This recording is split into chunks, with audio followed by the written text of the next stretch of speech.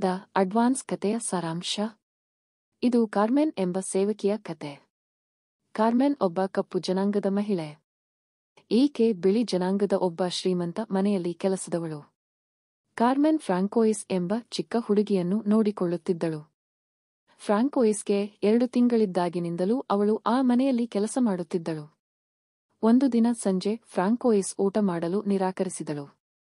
Carmen ಅವಳಿಗೆ ಕಿತ್ತಳೆ ಹಣ್ಣು ತಿನ್ನಿಸಲು ಪ್ರಯತ್ನಿಸಿದಳು, ಆದರೆ ಫ್ರಾಂಕೋಯಿಸ್ ತಲೆ ತಿರುಗಿಸಿ ತಿನ್ನಲು ನಿರಾಕರಿಸಿದಳು.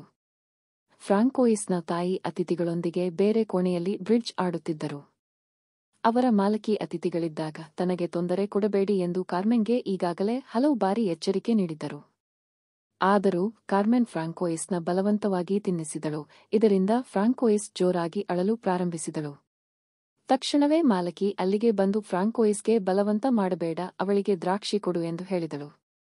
ಫ್ರಾಂಕೋಯಿಸ್ ದ್ರಾಕ್ಷಿಯನ್ನು ಸಂತೋಷದಿಂದ ತಿಂದಳು. ಕಾರ್ಮೆನ್ ಫ್ರಾಂಕೋಯಿಸ್ನನ್ನು ತುಂಬಾ ಪ್ರೀತಿಸುತ್ತಿದ್ದಳು ಮತ್ತು ಅವಳನ್ನು ತನ್ನ ಸ್ವಂತ ಮಗಳಂತೆ ನೋಡಿಕೊಂಡಿದ್ದಳು. ರಾತ್ರಿ ಮಲಗುವಾಗ ಫ್ರಾಂಕೋಯಿಸ್ ಕಾರ್ಮೆನ್ ಹಾಡು ಹೇಳುವಂತೆ ಕೇಳಿಕೊಂಡಳು.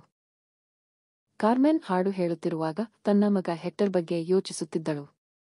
ಹೆಕ್ಟರ್ ಅನಾರೋಗ್ಯದಿಂದ ಬಳಲುತ್ತಿದ್ದನು ಮತ್ತು ಕಾರ್ಮೆನ್ ಅವನ ಬಗ್ಗೆ ತುಂಬಾ ಚಿಂತಿತಳಾಗಿದ್ದಳು. ಆದರೆ ಅವಳು ಕೆಲಸಕ್ಕೆ ಹೋಗಬೇಕಾಗಿತ್ತು, ಏಕೆಂದರೆ ಅವಳಿಗೆ ಹಣದ ಅವಶ್ಯಕತೆಯಿತ್ತು. ಹೆಕ್ಟರ್ಗೆ ಔಷಧಿ ಬೇಕಾಗಿತ್ತು, ಆದರೆ ಕಾರ್ಮೆನ್ ಹತ್ತಿರ ಹಣವಿರಲಿಲ್ಲ. ಸಂಜೆ ಅತಿಥಿಗಳು ಹೋದ ನಂತರ ಕಾರ್ಮೆನ್ ತನ್ನ ಮಾಲಕಿಯ ಹತ್ತಿರ ಹಣ ಕೇಳಲು ಹೋದಳು. ಮಾಲಕಿ ಕೋಪಗೊಂಡು ತಾನು ಕೇವಲ 10 ದಿನಗಳ ಹಿಂದೆ ಸಂಬಳ ನೀಡಿದ್ದೇನೆ ಎಂದು ಹೇಳಿದಳು.